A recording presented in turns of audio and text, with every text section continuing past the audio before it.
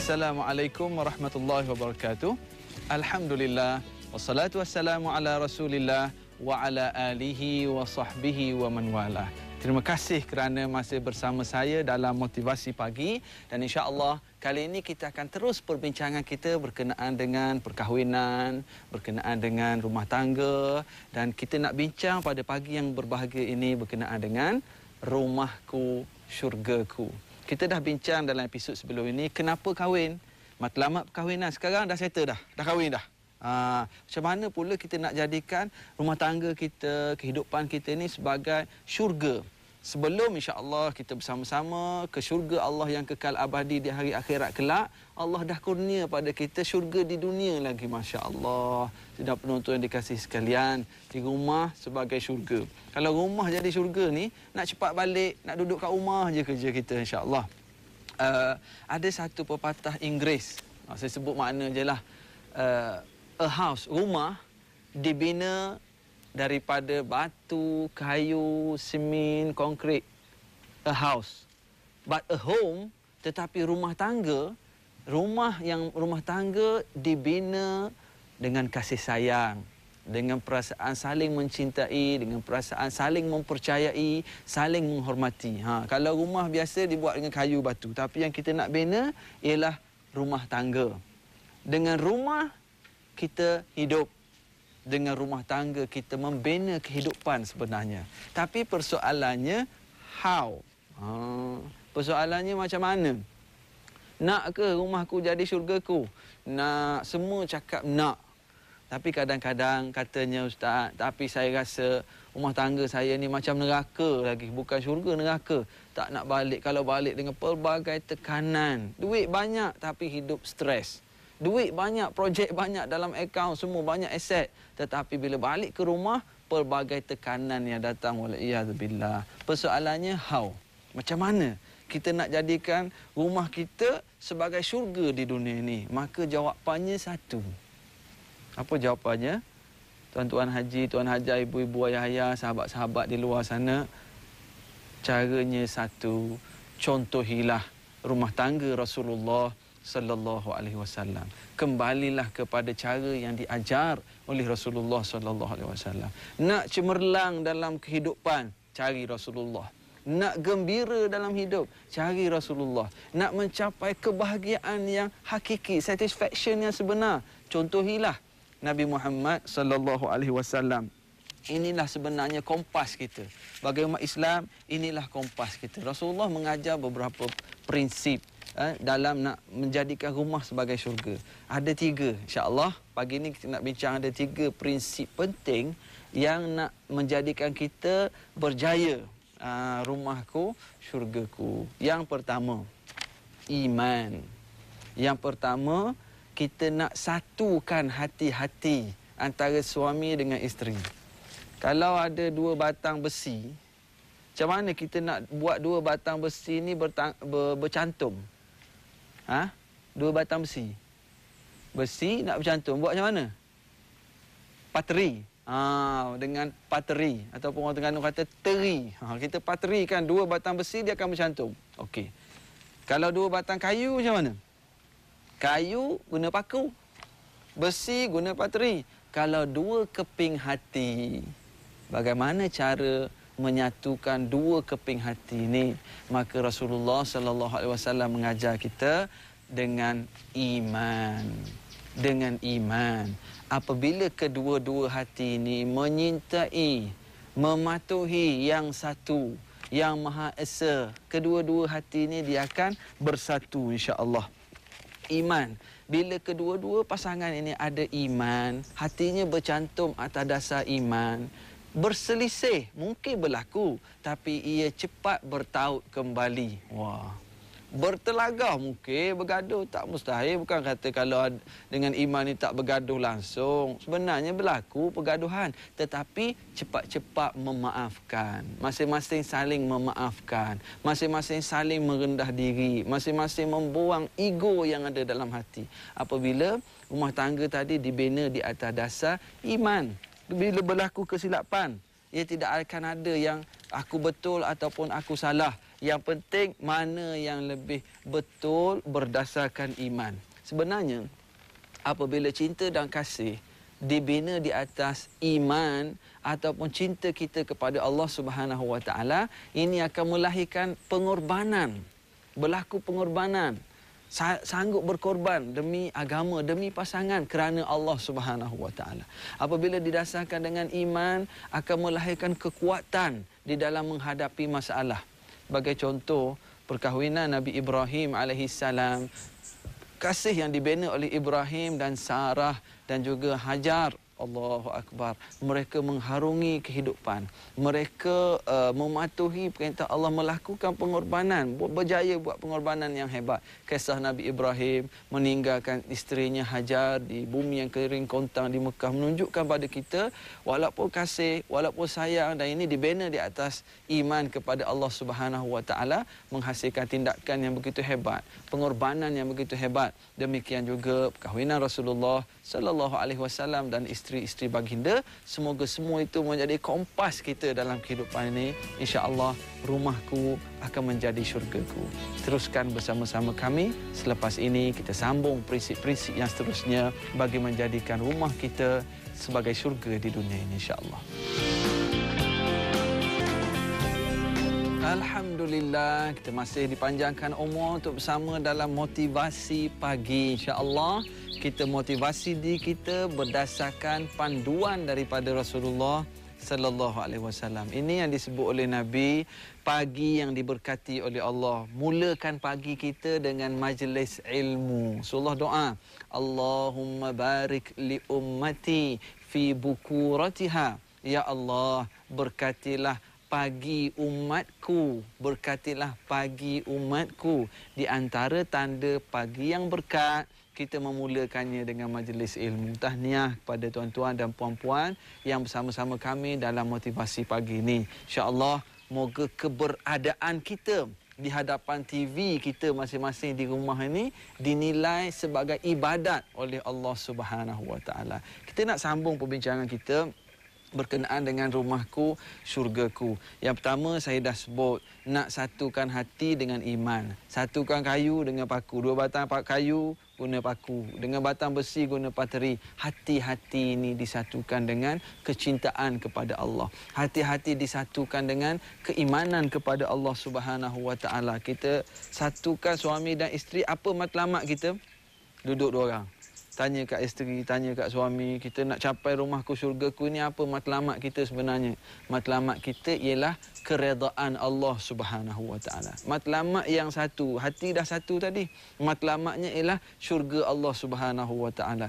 Maka segala tindak tanduk yang kita lakukan pastinya menjurus ke arah matlamat yang satu tadi. Dua hati dah bersatu kerana iman, maka bergerak ke arah tujuan yang satu. Antara suami dengan isteri, siapa yang lebih sayang pasangannya? Cuba tanya isteri, cuba tanya suami, siapa yang sayang dia lebih? Yang sayang lebih kepada pasangan. Ada orang kata isteri sayang lebih, ada orang kata suami yang sayang lebih. Sebenarnya yang sayang lebih kepada pasangan ialah yang lebih kuat imannya kepada Allah Subhanahu Wa Taala. Sebab itulah pada para suami khususnya, cara nak bina kasih sayang, cara nak jadikan isteri kita benar-benar sayang kepada kita, jadikan mereka sayang kepada Allah dahulu. Tanamkan keimanan pada pasangan. Daripada keimanan yang kukuh itu, apabila dua-dua beriman, punya akidah, pelajari ilmu-ilmu yang menguatkan iman, maka itulah yang kasihnya lebih kepada pasangan. Kalau dua-dua menguatkan iman, maka disitulah bertautnya kedua-dua hati tadi, insya-Allah. Setelah kita bincang iman, yang kedua ialah perkara syariat. Rumahku, syurgaku. Dah dibina dengan akidah, dah dibina dengan iman, maka tak cukup sekadar di hati. Ada orang kata, Ustaz, hati baik punya Ustaz, saya ni ikhlas, saya ni bertakwa pada Allah. Tidak, tak cukup. Dia kena zahirkan dengan syariat, kena zahirkan dengan tindak tanduk di luar saja. Di luar, maksudnya dengan perbuatan, dengan amalan.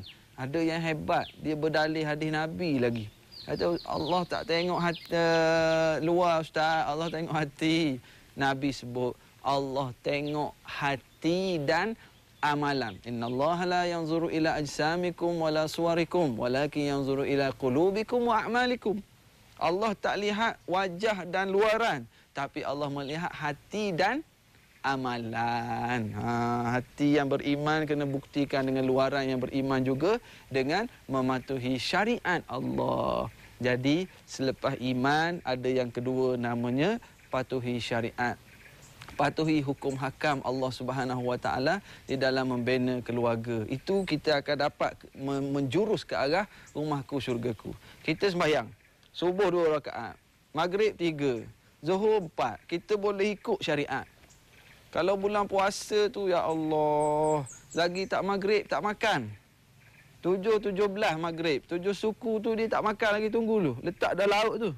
7.16 tak makan lagi. Dah gaul dah tu kau. Tengok tak makan lagi.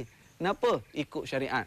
7.17 baru boleh makan azan maghrib. Jadi dalam bab haji, ya Allah, tawaf, sa'i, melontar, semuanya mematuhi syariat Allah Subhanahu Wa Taala. Jadi bagaimana pula seorang suami yang selalu maki hamun kepada isteri? Wirid dia maki kat isteri. Pukul anak sahaja. Bagaimana seorang isteri yang sentiasa lawan, bangkang cakap suaminya dalam perkara yang diharuskan oleh syarak. Dia lawan. Bagaimana cara kita mendidik anak-anak? Adakah benar-benar mematuhi syariat Allah Subhanahu Wa Taala?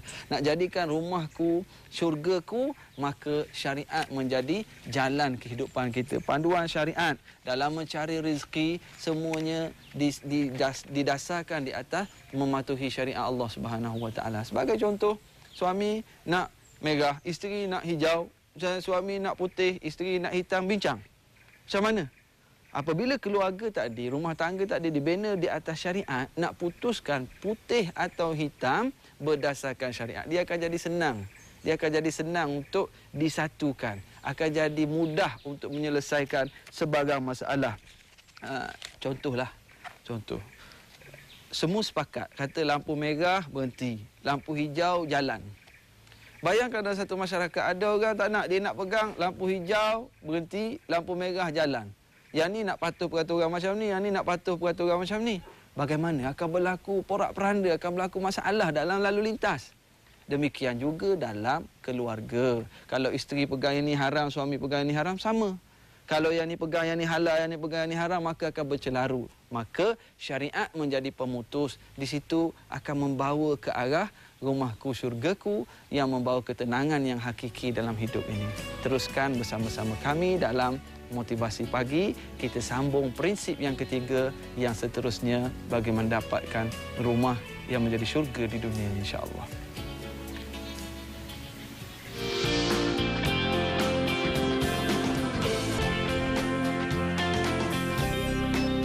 Tadi kita membicarakan berkenaan dengan syariat. Syariat ini maksudnya peraturan, jalan, satu peraturan hidup yang perlu kita patuhi.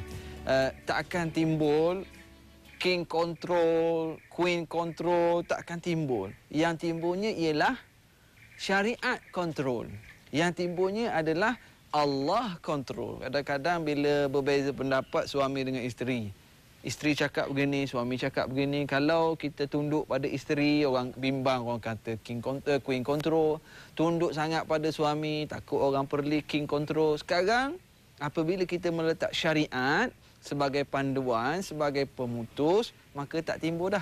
Yang timbulnya Allah kontrol, insya-Allah. Ini antara jalan yang kita nak bawa ke syurga Allah Subhanahu Wa Taala. Contoh dalam bab nak mencari rezeki.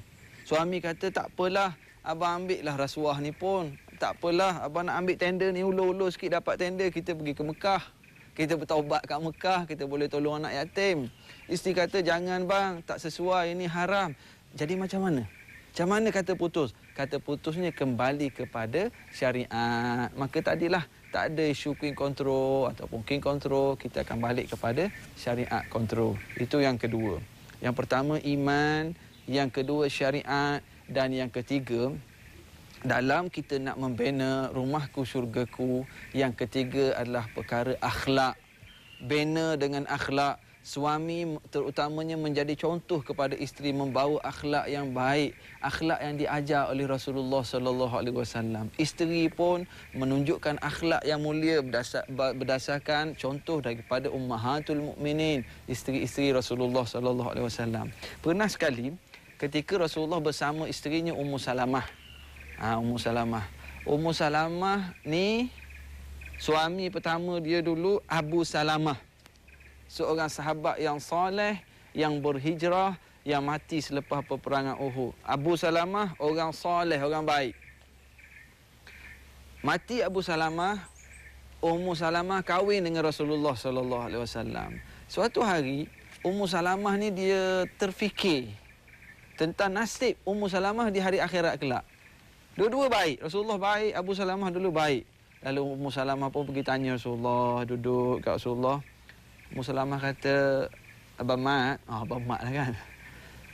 Macam mana seorang perempuan kalau kahwin dengan dua orang lelaki, maksudnya yang pertama mati, kahwin yang kedua, dua-dua baik. Dua-dua suami masuk syurga.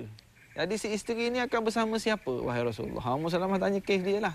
Lalu kata Rasulullah sallallahu alaihi wasallam, akan bersama, kalau dua-dua masuk syurga, yang paling baik akhlaknya. Akhlak suami penting, sedar penonton dikasih sekalian. Kadang-kadang para suami pergi masjid, rajin pergi masjid, tapi akhlak dengan isteri, ya Allah, macam singa lapar. Kalau kat office dia boleh entertain customer. Kalau presentation senyum je waktu presentation, waktu meeting wakil company. Tapi balik ke rumah isterinya menjadi mangsa herdikan. Anak-anak menjadi mangsa pukulan dia. Anak yang ketagihkan kasih sayang kena terajang pula. Jadi ini akhlak. Ini yang dibina oleh Rasulullah sallallahu alaihi wasallam dalam kita menjurus ke arah rumahku syurgaku. Akhlak ini adalah perbuatan. Ia lahir daripada iman. Orang barat sebut moral, orang barat sebut etika. Rasulullah dah lama dah cerita berkenaan perkara-perkara ini. Sebenarnya ia lahir daripada dalaman, inside out, dari dalam yang baik, dari dalam yang didasari dengan iman, itulah yang terkeluar pada akhlaknya. Kadang-kadang ada orang yang ialah memikirkan tentang buah, tapi benih pun tak ditanam.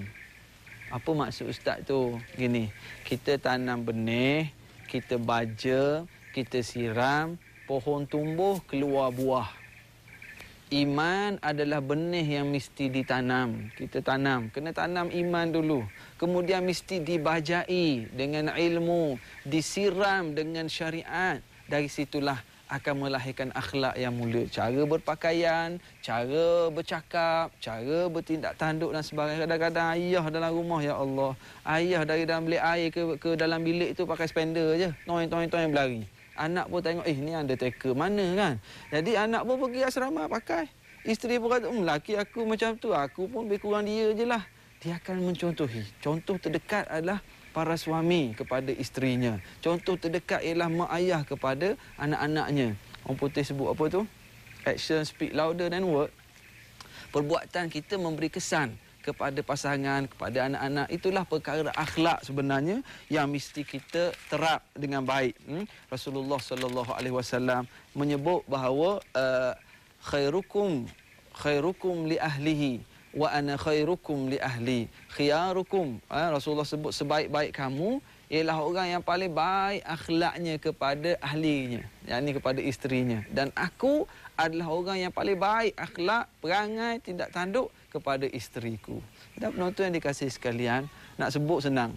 Nak sebut rumahku syurgaku senang dan semua nak, tetapi untuk memperolehinya, untuk melaksanakan tuntutan-tuntutan ini semua perlu kepada mujahadah, perlu pada kesungguhan, perlu kepada pengorbanan yang besar, perlu juga diasaskan berdasarkan ilmu. Kerana itu kita bincang dalam motivasi pagi, dalam program-program keagamaan yang lain, binalah kekuatan iman, jagalah syariat dan lahirkanlah akhlak yang mulia dalam kehidupan kita ini, insya-Allah. Moga-moga rumahku benar-benar menjadi syurgaku. Sekadar ini pertemuan kita pagi ini dalam motivasi pagi ini. Kita jumpa lagi dalam episod-episod akan datang. Jangan lupa untuk like Facebook kami.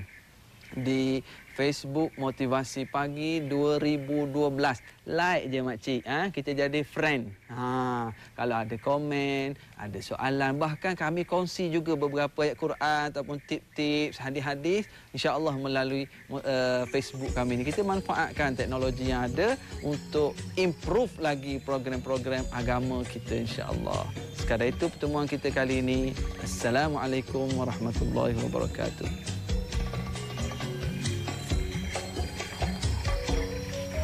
Suami perlukan belayan dari istri yang penyayang, yang dapat melayani